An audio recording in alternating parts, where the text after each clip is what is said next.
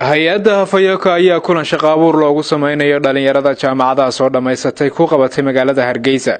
Kulankaasi oo ka dhacay Hotel Safari ayaa daba socday kulamo hore hay-adda Fayoko shaqo abuur ugu sameeysay dhalinyarada Somaliland. Waxa iyaguna ka soo qayb galay kulankaasi mas'uuliyiin ka socday Save the Children, Candlelight iyo ururka Nagaad. Mashruucan ayaa waxa ka wada shaqeynaya hay-adda Fayoko iyo Oxfam. Ugu horey waxa halkaasi ka hadlay agaasimaha guud ee wasaaradda dhalinyarada iyo ciyaaraha ee Somaliland Maxamed Xuseen Dhabeeye iyo mas'uuliyiin kale oo ka soo qayb gashay kulankaasi waxaana kamid ah hadaladoodii Fayoko iyo runtii dadkii kale arintan gacanta ka siiyayba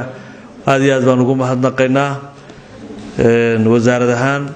iyo ka dawladahan waanaynu ognahay runtii arintan inay tahay arin caam ah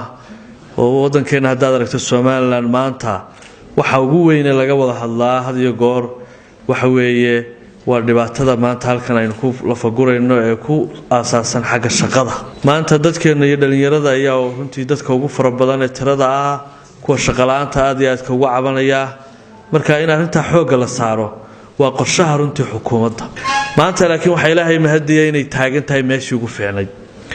oo aynu maanta ka warqabnay in xukuumadda maanta waxa weey xilka qabatay cusub ay ka mid tahay mudnaanta ugu weyn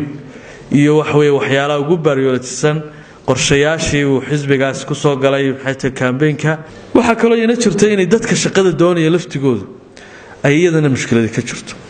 marka inaynu dib u habeyn ku sameeyno reform weyn lagu sameeyo ayaa diyaar loo yahay eriga shaqo abuurku in badan aad buu nagu soo noqnoqday waxaanad moodaa caqabad joogto ah oo iska taagan inay noqotay waxaana loo baahan yahay in la iskaashado mar walba caqabada kale inta badan lagu aaneeyaa waxa weeye dhalinyarta faraha badan la soo baxaysa iyo waxa kala badan fursadihii shaqo ee dalka yaalay dunidu waxay dhifaan gareysay qofka la leeyahay qofkaas waa bila amal wala yaqaana inaga wax laga yaabay midaan weligiiba iskuul galin waxna dhigan ayaa oranay bila amal baan hay marka waxa la yiraahdo qofka bila amalkii horta marka koowaad waa qof aqoonteedii leh marka koowaad waa qof si joogto ah marka shaqo raadinaya aqoonteediina leh wajah runtii caqabado badan oo haysto shaqo la'aantii oo waxa way fara badan baa jira waxaan idinku dhiirigelinayaa marka horta ka soo baxdan jaamacadaha inaad isdhis bilowdaan halkaad ka bilaabi lahaydeen inaad shaqo raadisaan markaan waxaan idinku dhiirigelin lahaa qodobkaas oo kaliya inaydan niyad jabin inaydan ma aragtay had iyo jeer aad dadaashaan aqoontuna in la sii kororsado moodahay maaha wax laga hado dhanka kalena ardayda jaamacadaha oo iyaguna kulankaasi loo qabtay ayaa su'aalo ku saabsan sidii ay shaqooyinka ku heli lahaayeen xirfadahooda ay soo barteen waxa ay weydiiyeen mas'uuliyiintii kulankaasi kala soo qayb gashay ugu dambeyntii waxa isna halkaasi ka hadlay madaxa mashruuca kobcinta xirfadaha iyo shaqo abuurka dhalinyarada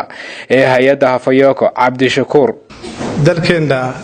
70% sidii tirakoobkii la sameeyay sidoo dhigayo waa dhalinyar ay dadadu u dhaxayso 15 ilaa 30 jir dhalinyarta 70% waxa lagu qiyaasay inay yihiin ilaa amal waan dareemi karnaa waxa sabab u ah amal la'aanta dhalinyarta inay yihiin factors aad u fara badan oo aan runtii maanta barta lagu soo koobi karin laakiin mid ugu muhiimsan waxa weeye waxa dhalinyarta inta badan caqabad ku ah dhalinyartii markay jaamacadaha ka soo qalan jabiyaan waa dhalinyar fresh isla markaana u baahan inay helaan xirfado ay ku shaqo tagaan marka kulli hadda kulanka bartaan aanu joognaa wuxuu qayb ka yahay mashruucan la wadno hay'adda Oxfam dhalinyartu in badan bay ka cabatay barrier fara badan oo ka haysta inay shaqo helaan oo ay ku ka tahay cadaalad darro loo shaqeeyaha laftoodu dhibaatooyin badan bay iyaguna ay inta badan dhalinyarta ay dusha u saaraan kulanka ayaa waxa ka soo qayb galay mas'uuliyiin ka socotay hay'adaha aan dawliga ahayn ururo iyo ganacsato iyo martiqaad kale oo aad u fara badan kulanka ayaa si weyn loogu lafakuray dhibaatada ugu badan ee dhalinyarada Somaliland ee jaamacadaha ka soo baxay ka haysata shaqada Maxamed Cali Hayaan Telefishinka Home Cable TV magaalada Hargeysa.